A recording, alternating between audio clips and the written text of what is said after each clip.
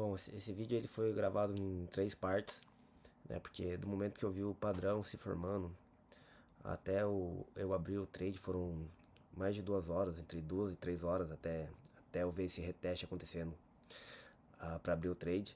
Então eu gravei o vídeo em três partes, né?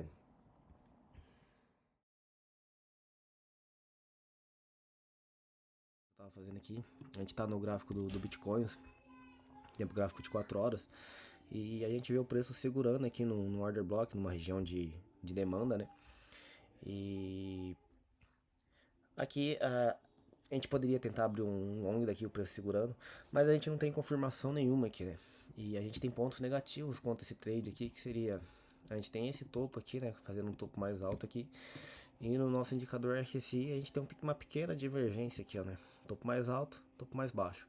Né? Isso aqui já impede de eu abrir um long aqui, né? Me deixa mais esperto. A gente ainda está muito longe das médias, né? E então também fica arriscado abrir um long daqui. Apesar da gente ter influência, né? A gente tem um order block aqui, o preço está segurando. E a gente tem três topos aqui, ó, relativamente iguais. A gente tem muita liquidez aqui, né? Baixando o tempo gráfico por 1 hora, a gente também vê essa mesma divergência aqui, né? A gente também tem uma divergênciazinha aqui, onde tem topos mais altos, com topos mais baixos. O preço ele tá testando a média aqui, né? Ele tá testando a média. E se a gente vai descendo no tempo gráfico, a gente vai encontrando padrões interessantes, né? Nem aqui, ó. A gente tem o preço aqui fazendo o quê? Tentando formar uma estrutura de alta no curto prazo, né? A gente pode pensar em abrir um long aqui, né? Quando ele vem retestar as médias, né? Porém, olha aqui, ó, o que a gente tem aqui, a gente tem uma resistência, né? Tá trabalhando com uma resistência muito forte essa linha, ó. Ó, o preço ele segura aqui, o preço ele segura aqui, o preço segura aqui. Então, eu não posso abrir um long aqui. Eu tenho que esperar o preço ele romper essas médias para cima e vir retestar de novo. Ele tem que passar essa resistência aqui. Porque aqui eu entendo aqui que a maior probabilidade é ele continuar corrigindo. Então era só isso que eu queria passar hoje aqui, esse toque aqui, né, dessa análise que eu tô fazendo aqui, pra gente não cometer erros no curto prazo, né? Aqui, né? E no tempo gráfico aqui de 5 minutos, ele tá me dando uma configuração de short aqui, né? A gente rompe esses fundos aqui. Então se a gente volta para retestar essa região aqui, eu vou estar pensando em abrir um short aqui com o stop aqui em cima desse topo aqui. E com o meu alvo aqui nesse fundo aqui. Então tô de olho para esse trade aqui. E se der certo eu vou compartilhar o resultado aqui e refazer a análise de como que a gente chegou nesse trade aqui.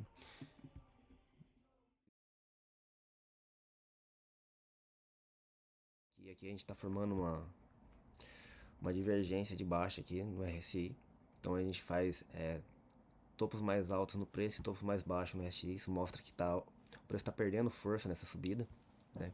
Ao mesmo tempo que a gente se afasta das médias, né? E olhando no 4 horas a gente vê que nesse momento aqui ele estava muito longe das médias, né?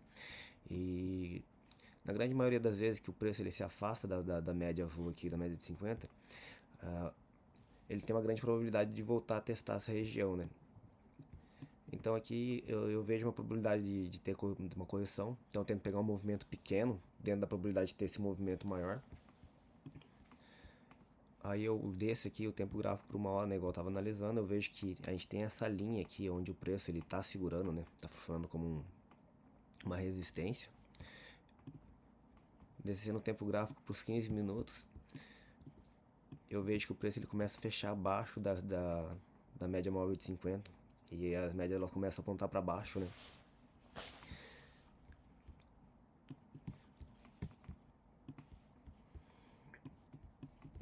Aqui nos 5 minutos aqui eu já tinha traçado o meu stop e onde era o meu alvo, né? Eu tinha colocado o primeiro alvo aqui, mas vi que a gente podia vir buscar aqui, ó, até abaixo dessas linhas aqui. Então no momento eu aumentei aqui meu alvo e esperei o preço ele vir retocar aqui, igual eu falei, né? Eu vi o preço ele rompendo essa estruturinha aqui de alta após ele falhar em romper esse topo aqui e parar nessa resistência. Então eu vejo que, como eu tinha falado antes, o preço na hora que ele volta para retestar aqui, eu abro minha operação, né? E eu abri eu abri bem aqui. Deixa eu ver aqui. 95.529,8. Eu abri exatamente aqui minha posição. É mais ou menos nessa região. Nesse trade ia pagar 1 para 2,35, né? Em relação ao risco-retorno, interessante. Porém aqui eu acho que eu cometi um erro, acho que não na análise em si, mas deixei o meu emocional tomar um pouco de conta e acabei fechando esse trade aqui antes de deixar ele bater o alvo, né? Acabei fechando positivo, mas quando eu vi que o preço ele fez essa pontada para cima, eu fiquei com receio e acabei fechando meu trade por aqui. Aí começou a sambar aqui, eu acabei fechando. Né? Aqui foi um erro emocional, né? Que eu tinha já um stop definido e um alvo, porém acabei deixando o emocional tomar conta. Não deveria acontecer, ainda mais numa semana positiva, a gente não deveria deixar isso acontecer. Mas acho que talvez o fato de eu estar gravando o vídeo aqui, né, registrando minhas operações, talvez pesou um pouco porque eu quero trazer resultados positivos, né? E, e acabei deixando isso pesar nas minhas decisões aqui. Então, o objetivo de eu gravar e registrar minhas operações é esse, eu evoluir. E eu acho que hoje ficou como uma lição para mim, para deixar meu operacional correr, né?